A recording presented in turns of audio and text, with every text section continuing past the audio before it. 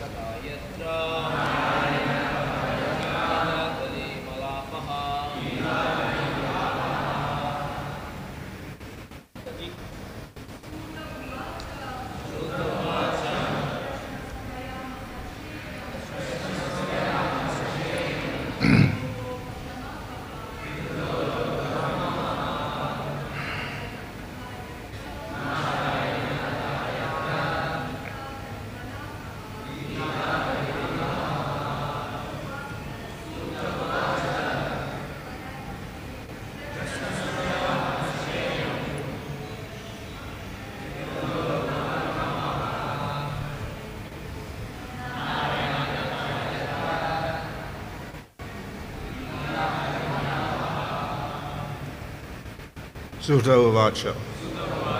Sūta Gosvāmī said, praśnaḥ, question, tvayā, by you, maharṣe, O great sage Śaunaka, ayam, this, kṛto, made, loka, of the entire world, bhrama, delusion, apahaḥ, which takes away, nārāyaṇa-kathā, discussion of the Supreme Lord Nārāyaṇa, yatra, in which gītā is sung, kali-malāpahā, contamination of the present age of Kali, apahaḥ, removing. Translation. Sūta Gosvāmī said, O great sage Śaunaka, Your very question will help remove everyone's illusion, for it leads to the topics of Lord Nārāyaṇa, which cleanse away the contamination of this Kali age.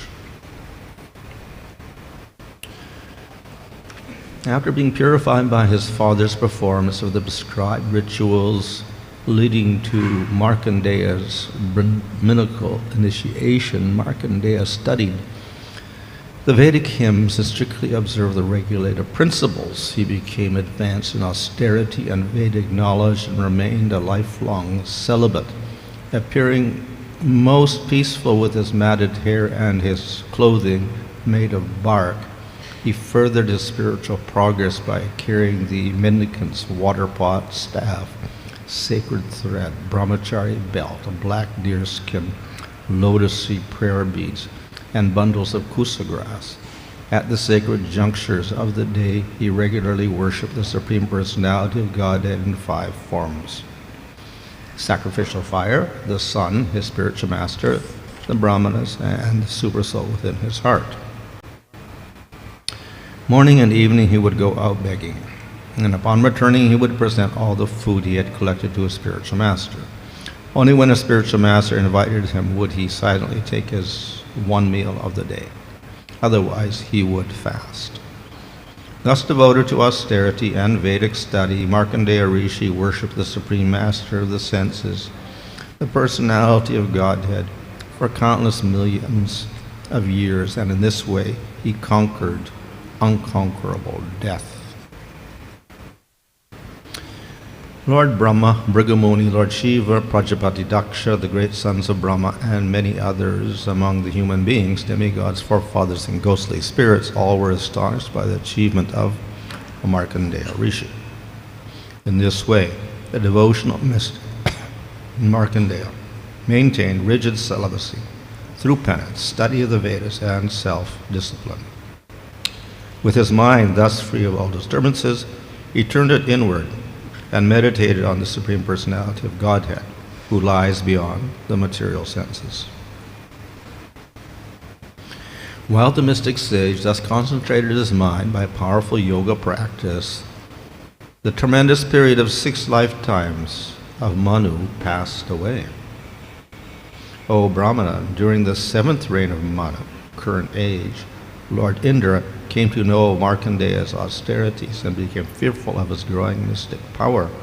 Thus he tried to impede the sage's penance.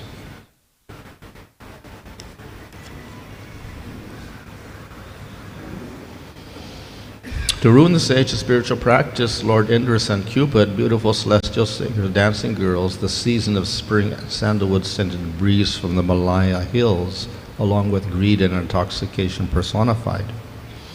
O most powerful Śaunaka, they went to Markandeya's hermitage on the northern side of the Himalayan mountains, where the Pushpa-Bhadra river passes by the famous peak Chitra. Groves of pious trees decorated the holy ashram of Markandeya Rishi, and many saintly brahmanas lived there, enjoying the abundant, pure, sacred ponds. The asama resounded with the buzzing of intoxicated bees and the cooing of excited cuckoos, while jubilant peacocks danced about. Indeed, many families of maddened birds crowded that hermitage. The springtime breeze sent by Lord Indra entered there, carrying cooling drops of spray from nearby waterfalls. Fragrant from the embrace of forest flowers, that breeze entered the hermitage and began to evoke the lusty spirit of Cupid. Springtime then appeared in Markandeya's ashram. Indeed, the evening sky, glowing with the light of the rising moon, became the very face of spring, and sprouts and fresh blossoms virtually covered the multitude of trees and creepers. Cupid, the master of many heavenly women, then came there, holding his bow and arrows. He was followed by groups of Gandharvas playing musical instruments and singing. These servants of Indra found the sage sitting in meditation, having just offered his prescribed oblations in the sacrificial fire. His eyes closed in trance, he seemed invincible, like fire personified. The women danced before the sage, and the celestial singers sang to the charming accompaniment of drums, cymbals, and venas. While the son of passion, greed personified, Spring, and other servants of Indra all tried to agitate Markandeya's mind, Cupid drew his five-headed arrow and fixed it upon his bow. The Apsara, Punchi Kastali, made a show of playing with a number of toy balls. Her waist seemed weighted down by her heavy breasts, and the wreath of flowers in her hair became disheveled.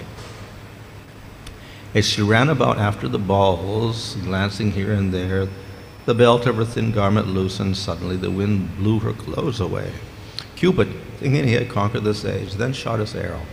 But all these attempts to seduce Markandeya proved futile, just like the useless endeavors of an atheist. O learned Śaunaka, while Cupid and his followers tried to harm the sage, they felt themselves being burned alive by his potency. Thus they stopped their mischief, just like children who have roused a sleeping snake. O Brahmana, the followers of Lord Indra had immediately attacked the saintly Markandeya, yet he did not succumb to any influence of false ego. For great souls, such tolerance is not at all surprising. The mighty King Indra was most astonished when he heard of the mystic power of the exalted sage Markandeya and saw how Cupid and his associates had become powerless in his presence. Desiring to bestow his mercy upon the saintly Markandeya, who had perfectly fixed his mind to self-realization through penance, Vedic study, and observation of regulated principles, the Supreme Personality of Godhead personally appeared before the sage in the form of Nara and Nārāyaṇa.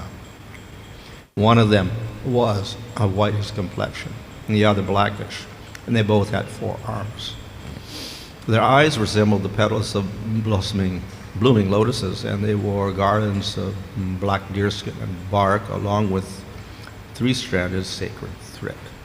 In their hands, which were most purifying, they carried the mendicant's water pot, straight bamboo staff, and lotus seed prayer beads, as well as the all-purifying Vedas in the symbolic form of bundles of dharma grass. Their bearing was tall, and their yellow effulgence the color of radiant lightning, appearing as austerity personified. They are being worshipped by the foremost demigods. These 2 sages, Nara and Nārāyaṇa, were the direct personal forms of the Supreme Lord. When Markandeya Rishi saw them, he immediately stood up, and then with great respect offered them obeisances by falling flat on the ground like a stick. The ecstasy of seeing them completely satisfied Markandeya's body, mind, and senses, and caused the hairs of his body to stand on end and his eyes to fill with tears. Overwhelmed, Markandeya found it difficult to look at them. Standing with his hands folded in supplication and his head bowed in humility, Markandeya felt such eagerness that he imagined he was embracing the 2 lords. In a voice choked with ecstasy, he repeatedly said, "I offer you my humble obeisances." He gave them sitting places and washed their feet, and then he worshipped them with presentations of arghya, sandalwood balm, fragrant oils, incense, and flower garlands. Markandeya Rishi once again bowed down at the lotus feet of those 2 most worshipable sages who were sitting at ease, ready to bestow all mercy upon him. He then addressed them as follows. Markandeya said, "O Almighty Lord, how can I possibly describe you? You awaken the vital air, which then impels the mind, senses, and power of speech to act. This is true for all ordinary conditioned souls, and even for great demigods like Brahma and Shiva. So it is certainly true for me. Nevertheless, you become the intimate friend of those who worship you. O Supreme Personality of Godhead, these 2 personal forms of yours have appeared to bestow the ultimate benefit for the 3 worlds, the cessation of material misery and the conquest of death. My Lord, although you create this universe and then assume many transcendental forms to protect it, you also swallow it up, just like a spider who spins and withdraws its web. Because you are the protector and supreme controller of all moving and non-moving beings, anyone who takes shelter of your lotus feet can never be touched by the contamination of material work, material qualities, or time. Great sages who have assimilated the essential meaning of the Vedas offer their prayers to you. To gain your association, they bow down to you at every moment and constantly worship you and meditate upon you. My dear Lord, even Lord Bhrama, who enjoys his exalted position for the entire duration of the universe, fears the passage of time. Then what to speak of those whom Brahma creates, the conditioned souls? They encounter fearful dangers at every step of their lives. I do not know of any relief from this fear except shelter at your lotus feet, which are the very form of liberation. Therefore, I worship your lotus feet, having renounced my identification with the material body and everything else that covers my true self. These useless, insubstantial, and temporary coverings are merely presumed to be separate from you, whose intelligence encompasses all truth.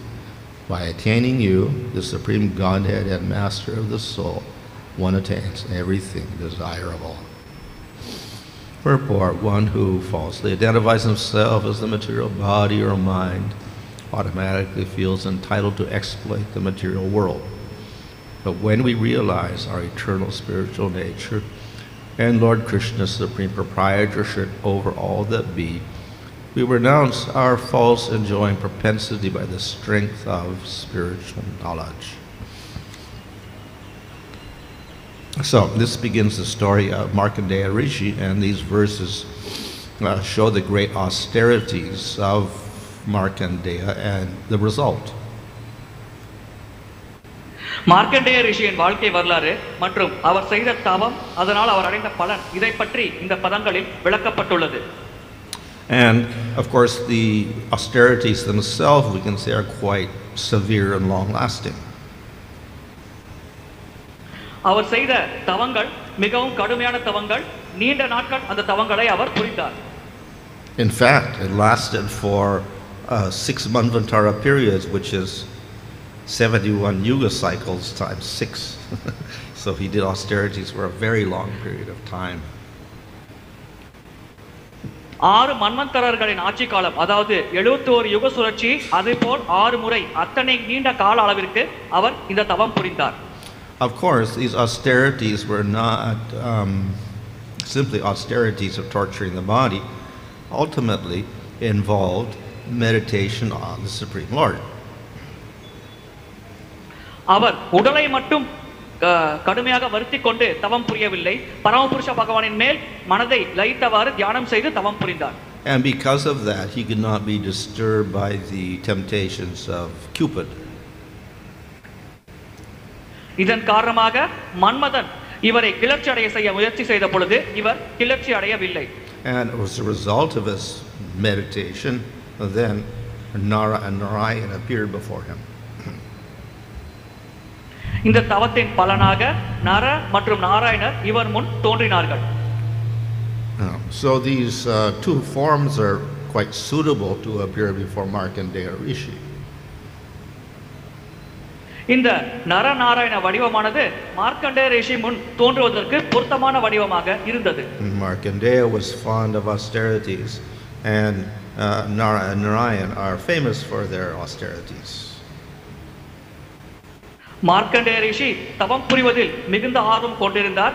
நர நாராயண ரிஷிகள் தவத்திற்கென்றே புகழ் பெற்றவர்கள். So at the beginning of Bhagavatam there's a list of all the avatars. So Nārāyaṇa appear among those avatar forms of the Lord. பாகவதத்தின் தொடக்கத்தில் பல்வேறு அவதாரங்களின் பட்டியல் தரப்பட்டுள்ளது. இந்த நர நாராயண ரிஷியானவர்கள் அந்த அவதார பட்டியலில் இருக்கிறார்கள். And also we know that they are expansions of Krishna and Arjuna. இவர்கள் கிருஷ்ணர் மற்றும் அர்ஜுனரின் விரிவங்கங்கள் என்பதும் நமக்கு தெரியும். So these two forms, in this particular form, are famous for their austerities, and therefore they're described as having, deer skin and lotus seed beads around their neck, etc. இந்த இரண்டு வடிவம் நரநாராயண ரிஷி வடிவமானது தவத்திற்கு பெயர் போனது. எனவே அவர்கள் மான் தோலை அணிந்து கொண்டு மரப்பட்டைகளை அணிந்து கொண்டு ஒரு உருவத்தை கொண்டிருந்தார்கள். So the response of Markandeya was that he felt ecstasy and he offered his respects and glorified the two. இவர்களை பார்த்ததும் மார்க்கண்டேய ரிஷி தன்னுடைய நமஸ்காரங்களை தெரிவித்துக் கொண்டு இவர்களை மகிமைப்படுத்த ஆரம்பித்தார். So, in the course of this, of course, the glorification, he talks about the identification with the material body. மகிமைப்படுத்தும் பொழுது இந்த பௌதிக சரீரத்தோடு கொண்டுள்ள அடையாளத்தை பற்றியும் இந்த ரிஷி பேசுகிறார். And how, in order to, we have to somehow give up that attachment to the material body. எப்படியோ ஒரு வழியில் நாம் இந்த பௌதிக உடல் மேல் கொண்டிருக்கும் பற்றை கைவிட வேண்டும் என்றும் அவர் கூறுகிறார். And we see that Markandeya Rishi spent 6 manvantara periods trying to get detached from his body. கிட்டத்தட்ட 6 மன்வந்தர ஆட்சி காலத்தின் பொழுது மார்க்கண்டேய ரிஷி தன்னுடைய உடல் மேல் பற்றில்லாமல் தவம் புரிந்தார். So it can be a very long process. இது மிக நீண்ட வழிமுறையாகும்.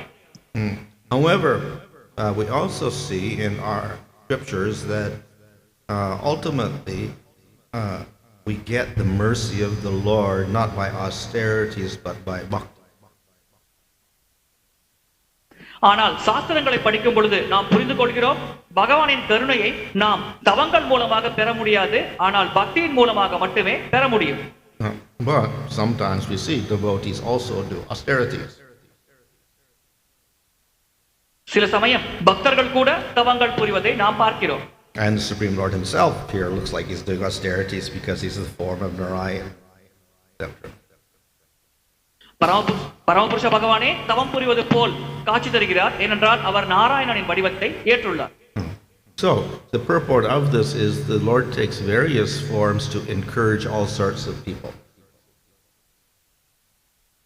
இந்த பதத்தில் பகவான் பல்வேறு வடிவங்களை எடுத்துக்கொண்டு பல வகையான மக்களை உற்சாகப்படுத்துகிறார் என்று விளக்கப்பட்டுள்ளது. So to encourage people who like austerities, we have a form Nārāyaṇa. தவம் புரியும் மக்களை உற்சாகப்படுத்துவதற்காக நரநாராயண வடிவமானது பகவானால் ஏற்கப்பட்டது. For people who like the Lord to be very kingly, we have forms like Ramchandra.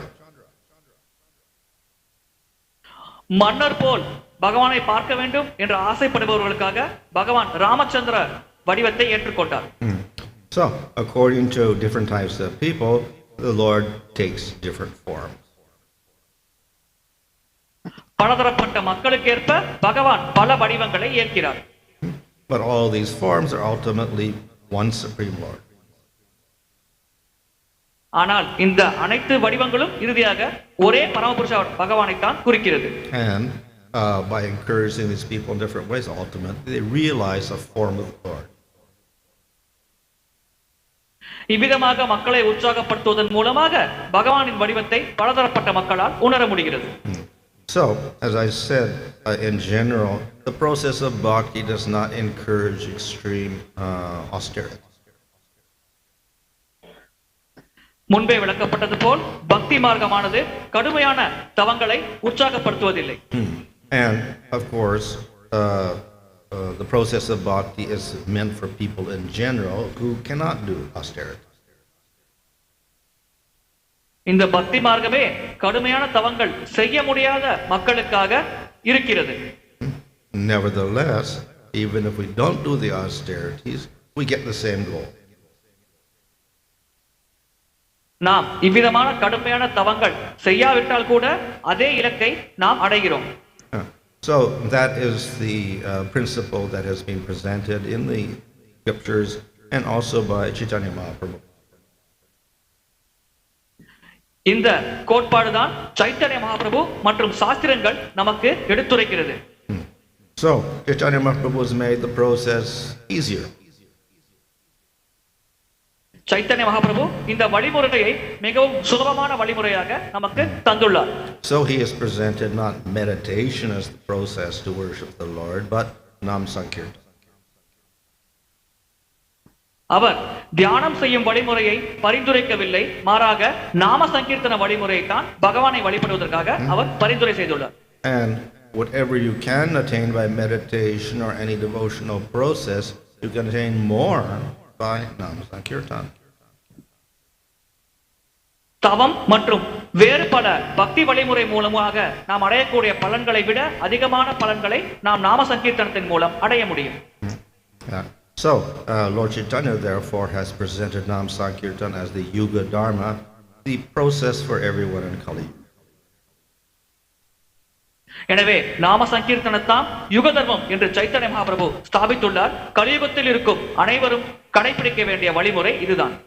So we should not think that in order to attain the Lord, we have to go through austerities like Markandeya Rishi.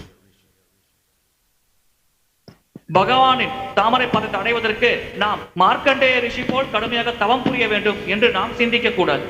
Nor do we have to meditate for so long like Markandeya Rishi. Markandeya ரிஷி போல் நீண்ட காலம் தியானம் செய்ய வேண்டிய அவசியம் இல்லை. So by the process of kirtan, we can very quickly get the same result. கீர்த்தனம் என்ற வழிமுறை மூலமாக நாம் மிக விரைவாக அதே பலனை அடைய முடியும். Of course, we get a slightly different result. நாம் அடையும் விளைவு சற்று மாறுபட்டுள்ளது. Instead of realizing, having darshan of Nārāyaṇa, we realize Krishna. நரநாராயணரை உணர்ந்து அவரின் தரிசனத்தை பெறுவதற்கு பதிலாக நாம் கிருஷ்ணரை உணர்கிறோம். So though all the forms of the Lord are actually one Bhagavan, nevertheless the form of Krishna is said to be the supreme form. பகவானின் பல வடிவங்களும் ஒரே நபர்தான் என்றாலும் கிருஷ்ணர் என்ற வடிவம் மிக மிக உயர்ந்த வடிவமாக கருதப்படுகிறது. So in other words, through this process of Nam Sankirtan, we not only realize the Lord, we realize the highest form of the Lord. நாம சங்கீர்த்தனத்தின் மூலமாக நாம் பகவானின் மிக உயர்ந்த வடிவத்தை உணர முடிகிறது. So though we have the description here, glorification of Nārāyaṇa and other forms of the Lord, ultimately the Bhagavatam is meant for glorification of Krishna. எனவே நரநாராயணர் மற்றும் பகவானின் பல வடிவங்கள் இங்கே மகிமைப்படுத்தப்பட்டாலும் பாகவதம் பிரதானமாக கிருஷ்ணரை மகிமைப்படுத்துவதுதான் இலக்காக கொண்டுள்ளது. And by Nam Sankirtan, we can, of course, realize everything that Markandeya Rishi realizes, but we can also realize Krishna. Markandeya ரிஷி உணர்ந்த அனைத்தையும் நம்மாலும் நாம சங்கீர்த்தனத்தின் மூலமாக உணர முடியும். அதையும் தாண்டி நம்மால் பகவான் கிருஷ்ணரை உணர முடியும். So he has made the process much simpler. எனவே அவர் இந்த வழிமுறையை மிக மிக சுலபமான வழிமுறையாக நமக்கு வழங்கியுள்ளார். So by the mercy of Chaitanya Mahaprabhu, that has been presented to us in the modern world. Chaitanya மகாபிரபுவின் கருணை காரணமாக இந்த வழிமுறை இந்த நவீன காலத்தில் நமக்கு வழங்கப்பட்டுள்ளது. And if we have faith in the words of Chaitanya Mahaprabhu and in the process of Nam Sankirtan, then definitely we get that final result.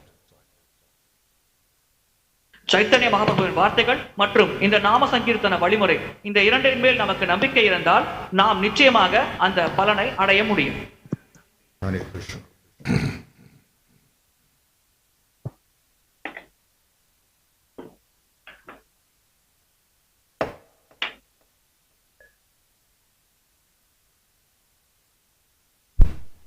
In case of Markandeya Rishi, Cupid could not conquer him, that we see through the process.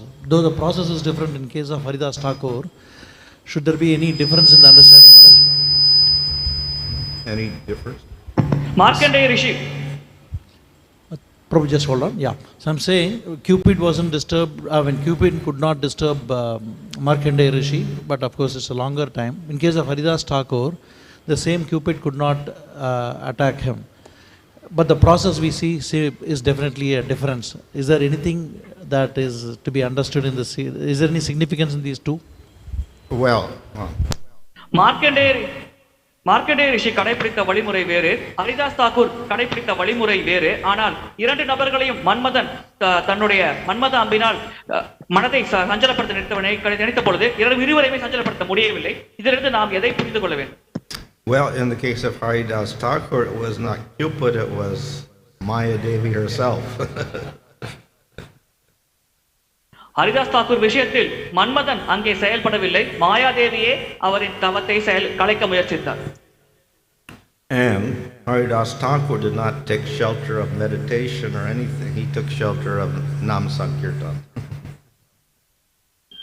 Haridas Thakur தியானத்தின் அடைக்கலத்தை பெறவில்லை, மாறாக நாம சங்கீர்த்தனத்தின் அடைக்கலத்தை பெற்றார். Maharaj, you also mentioned the tendency towards those who have a tendency towards austerity. In case of Markandeya Rishi, worshipped Nārāyaṇa Rishis. Is there anything to do with, in case of Rishabhadev Maharaj, worshipping of Rishabhadev? Huh? In case of those who have a tendency towards austerity, they worship Nārāyaṇa Rishi. Maharaj mentioned in the class. Oh, can they worship Rishabhadev? No, Rishabhadev, is there anything significant in that case? Because similar. For austerity, it's Nārāyaṇa Rishi. Yeah. Well, I suppose you could. தவத்திற்கு Nara Narayana ரிஷியை வழிபட்டார்கள். அதே சமயத்தில் ரிஷபதேவரை எடுத்துக்கொண்டால் அவருக்கென தனிப்பட்ட வழிமுறை நம்மால் கடைபிடிக்க முடியுமா? So the followers of Rishabhadev became the Jains who do austerities also. ரிஷபதேவரை பின்பற்றுபவர்கள் ஜெயின மதத்தை கடைபிடித்தார்கள்.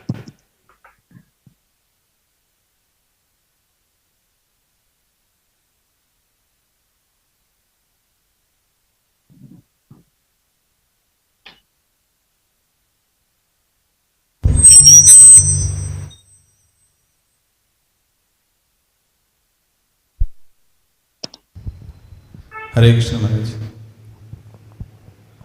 So Maharaj, would this come under Yoga Mishra Bhakti, the austerities of Markandeya Rishi? Well, Markandeya Rishi செய்த பக்தி யோக மிஸ்ர பக்தி என்று அழைக்கப்படலாமா? When we use these words like Yoga Misra or Karma Misra or Gyan Misra, there's two ways we use the word. யோக மிஸ்ரா, கர்ம மிஸ்ரா, ஞான மிஸ்ரா போன்ற வார்த்தைகள் இரண்டு வழிகளில் பயன்படுத்தப்படலாம். One, of course, there's many ways you could use, but mainly two. This means that the main element is bhakti. பிரதானமான விஷயம் இங்கே பக்தி.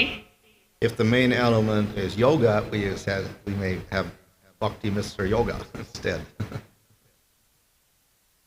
பிரதானமான வழிமுறை யோகமாக இருந்தால் அவர்கள் பக்தி மிஸ்ர யோகத்தை கடைபிடிக்கிறார்கள் என்று கூறலாம். So if we're mainly doing bhakti and then we incorporate parts of yoga system or karma or jnana and we have no attachment to those angas and we don't get contaminated with other desire, then there is no fault in that bhakti. It's still called pure bhakti, even though it is yoga Mr. Karma Mr. பிரதானமாக பக்தியை கடைபிடித்து கர்மம் மற்றும் ஞானத்தை நாம் இரண்டாம் பட்சமாக கடைபிடித்து அந்த இரண்டாம் பட்ச வழிமுறையின் மேல் பற்று இல்லாமல் இருந்தால் அந்த அவ்விதமாக நாம் செய்யும் பக்தியானது தூய பக்தி என்று அழைக்கப்படுகிறது. And therefore, persons in Lord Chaitanya's movement who were grihastas and doing a varnashram system, we call that karma misra bhakti, but there's no fault in that. கிரகஸ்தர்கள் Chaitanya Mahaprabhu இயக்கத்தில் இருக்கும் கிரகஸ்தர்கள் கர்ம மிஸ்ர பக்தியை தான் ஒரு வகையில் கடைபிடிக்கிறார்கள் என்று கூறலாம், ஆனால் அதில் எந்த தவறும் இல்லை. So the other type is that we do the karmas along with the bhakti, but we also have material desires because of doing those karmas. So that is not pure bhakti. இன்னொரு வகை, நாம் பக்தியோடு சேர்த்து கர்மத்தையும் செய்கிறோம், ஆனால் கர்மத்தின் பலனை அனுபவிக்க வேண்டும் என்ற ஆசை நம்மிடம் இருக்கிறது. அந்த விதமான பக்தி தூய பக்தி என்று கருதப்பட முடியாது. So we get different results from these two ways of doing our mixed bhakti. இந்த இரண்டு வழிகளிலும் நாம் அடையும் பலன்கள் வெவ்வேறானது. By doing that mixed bhakti without any desires, other desires, and we're doing pure bhakti, then we get prema. கலப்பட பக்தியை ஆசைகள் பௌதிக ஆசைகள் இல்லாமல் செய்யும் பொழுது நாம் தூய பக்தி பயிற்சி செய்து பிரேமையை அடைகிறோம். By doing the mixed bhakti with the desires, we don't get the prema, but we get some, good position. கலப்பட பக்தியை பௌதிக ஆசைகளோடு சேர்த்து செய்யும் பொழுது நாம் பிரேமையை அடைய மாட்டோம், சில பௌதிகமான உயர்ந்த நிலைகளை பெறுவோம். In this case, they got darshan of Supreme Lord himself, so obviously they've done pure bhakti. But there's elements of yoga as well.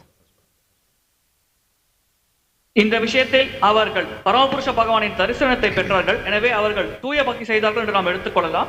சில யோக வழிமுறைகளின் கலவையும் அவர்கள் கையாண்டார்கள். Maharaj, in this particular verse, it is mentioned gītā, kali-malāpahā. So these topics of nārāyaṇa-kathā are very good for destroying the ill effects of age of Kali. But we see, of course, the discussion is there of appearance of the Lord Nārāyaṇa rishis, and but otherwise the process followed and the form worship, they are not really prescribed for Kali Yuga. The process followed and the form worship are not meant for Kali Yuga. So, but still Sūta Gosvāmī says that it is good for. Nara Narayana ரிஷி தவம் புரிந்தது பற்றி விளக்கம் இங்கே தரப்பட்டுள்ளது. ஆனால் இந்த வழிமுறையானது கலியுகத்திற்கு பொருத்தமானது அல்ல, இந்த தவம் செய்யும் வழிமுறை. இருப்பினும் கோஸ்வாமிகள் இதை பற்றி வெகுவாக மகிழ்ப்படுத்துகிறார். இதை எப்படி புரிந்து கொள்வது? Well, the hearing about the Lord in any form at any time is beneficial. பகவானுடைய எந்த வடிவத்தை பற்றி எந்த நேரத்தில் கேட்டாலும் அது நமக்கு நல்ல பயன்களை தரக்கூடியது. So to hear about Nārayan or Markandeya Rishi and Nārāyaṇa, etc., beneficial. It may not be as strong as hearing about Krishna and chanting Krishna's name, but nevertheless it helps purify people in Kali Yuga. நாராயணர், நரநாராயண ரிஷி, மார்க்கண்டேயரை பற்றி நாம் கேட்கும் பொழுது அது நமக்கு பலன் தரும். ஆனால் நாம் கிருஷ்ணரை பற்றி கேட்கும் பொழுதும் ஜபம் செய்யும் பொழுதும் அடையும் அதே பலனை அது நமக்கு வழங்காது. ஆனால் கலியுக மக்களுக்கு அது பலன் தரும் வகையில் செயல்படும். So Bhagavatam is recommended for the people of Kali Yuga, but we'll have stories not only of Krishna, we have Bhrama, Varaha, Nārāyaṇa, Rishi, Rishabhadev, Dattatreya, and so many others as well. Bhagavatam கலியுக மக்களுக்காக பரிந்துரை செய்யப்பட்டுள்ளது. அதில் கிருஷ்ணரை பற்றிய கதைகள் மட்டுமல்ல, ராமர், நாராயணர், ரிஷபதேவர், வராகர் போன்ற பல அவதாரங்களை பற்றிய கதைகளும் உள்ளது. Of course, as I mentioned previously, all of these topics are meant to be connected with ultimately with Krishna. முன்பே விளக்கப்பட்டது போல் இந்த அனைத்து தலைப்புகளையும் நாம் கிருஷ்ணரோடு தொடர்பு பற்றி தான் பார்க்க வேண்டும்.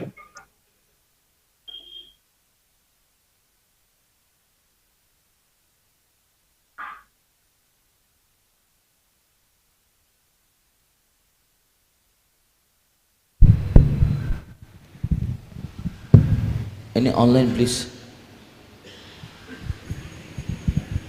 Hare Krishna Maharaj. Your servant Guru Kripa Mayadas. We have a couple of questions, Maharaj.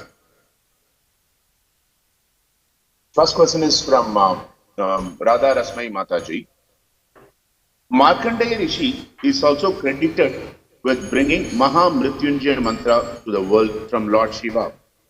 So, how one Rishi is a devotee of both Lord Shiva as well as Lord Vishnu? How to understand this, Maharaj? Markandeya ரிஷி இந்த உலகத்திற்கு மகா மிருத்யுஞ்சய மந்திரத்தை வழங்கினார். அது பகவான் சிவபெருமானுடையது. எப்படி ஒரே ரிஷி சிவபெருமான் மற்றும் விஷ்ணுவின் பக்தராக செயல்பட முடியும் என்பதை பற்றி விளக்குங்கள். We'll find that many sages have many functions. பல்வேறு முனிவர்கள் பல செயல்பாடுகளை செய்கிறார்கள். For instance, we have Jaimini, who's famous for karma philosophy, karma kanda. Jaimini ரிஷி கர்மகாண்டத்திற்கு பெயர் போனவர். But he was also a disciple of Vedavyas. ஆனால் அவரும் வேதவியாசரின் சீடர் தான். And he's also glorified in the Brihad Bhagavatamrita as being a great devotee. பிரகத் பாகவதாமிர்தம் அவரை மிக சிறந்த பக்தர் என்று மகிமைப்படுத்துகிறது. So often the sages may have 2 or 3 different types of functions in relation to different processes. இந்த முனிவர்கள் 2-3 செயல்பாடுகளை செய்கிறார்கள். ஒரே வழிமுறையை கடைபிடித்து அதில் 2-3 செயல்பாடுகளை செய்கிறார்கள்.